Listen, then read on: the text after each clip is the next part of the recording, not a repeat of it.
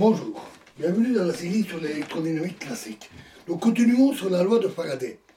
Alors, avant le développement de la théorie de la relativité restreinte, et même après, lorsque les scientifiques avaient affaire à des vitesses relatives petites comparées à celles de la lumière, tous les physiciens savaient, même s'ils ne le formulaient pas toujours explicitement, que les lois physiques sont invariantes par transformation de Galilée.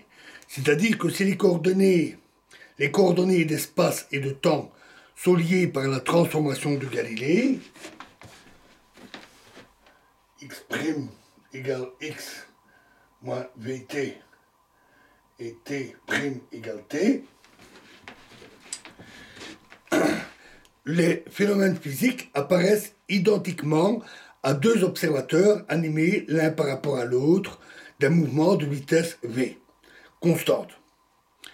Dans le cas particulier des observations de Faraday, on s'attend, et c'est expérimentalement vérifié, à ce que le courant induit soit identique, indépendamment du fait que l'on ait déplacé le premier circuit relativement au second, ou le second circuit relativement au premier. On peut déplacer l'un comme ça, ou l'autre comme ça.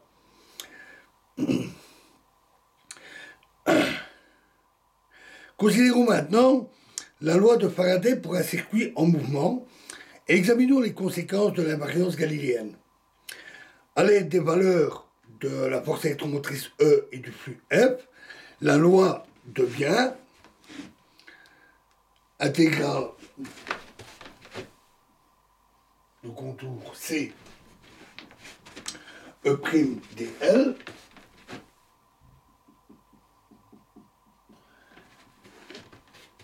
égale moins K d sur dt intégrale sur S de Bn d sigma.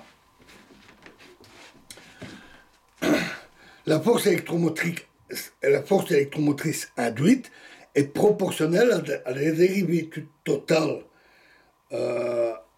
du flux par rapport au temps que la variation de flux ait pour origine une variation d'induction magnétique ou en un point ou un changement de l'orientation ou de la position du circuit.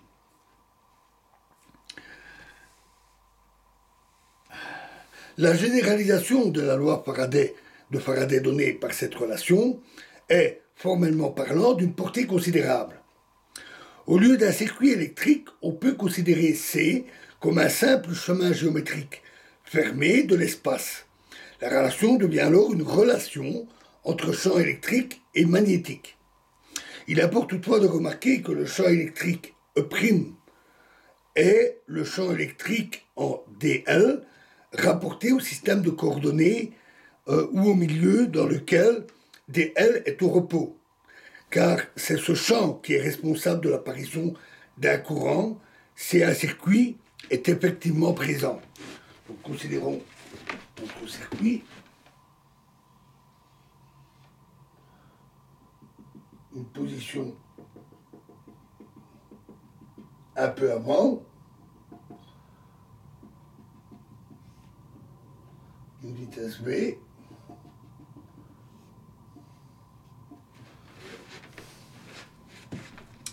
si le circuit C se déplace avec une vitesse v constante dans une direction quelconque, la dérivée totale par rapport au temps de la relation englobe nécessairement ce mouvement.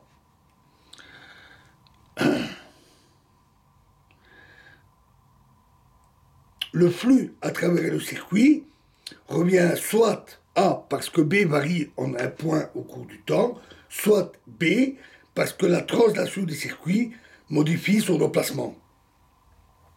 On montre alors facilement, on va le voir, que D sur dt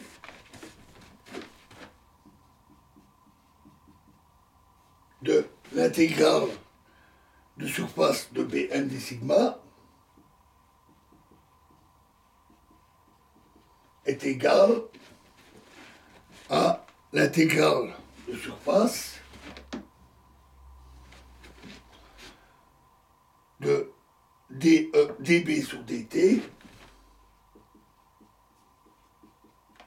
plus n des sigma, pardon, fois n des sigma, plus l'intégrale de contour de B croix B dl.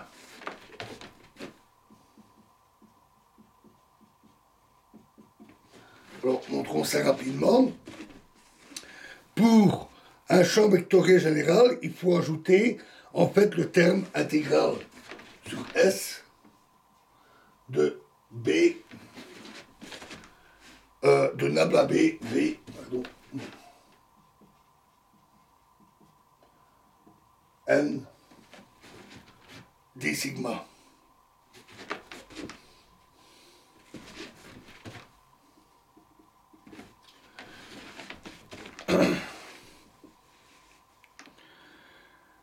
Qui exprime la contribution des sources du champ vectoriel balayé par le circuit en mouvement.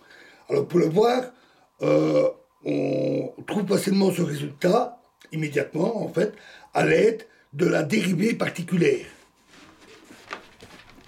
La dérivée totale par rapport au temps, c'est égal à la dérivée partielle par rapport au temps, plus nabla B. Ainsi, dB sur dt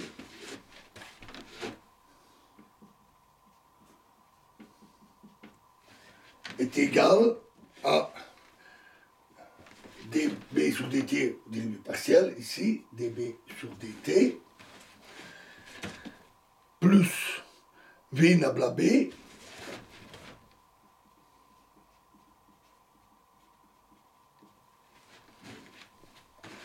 qui est égal à dB sur dt,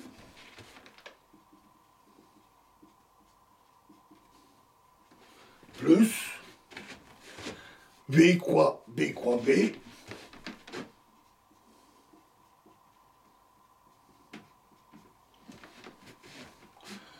plus V nabla B.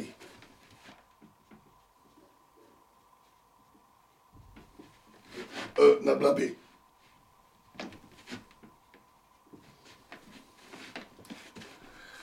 Où V est maintenu fixe durant la différenciation.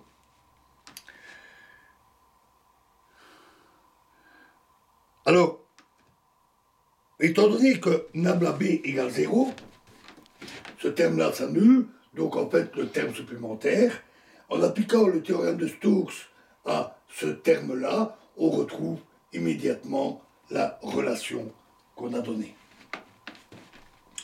Voilà, et nous continuerons avec cette relation dans la prochaine vidéo. Je vous remercie.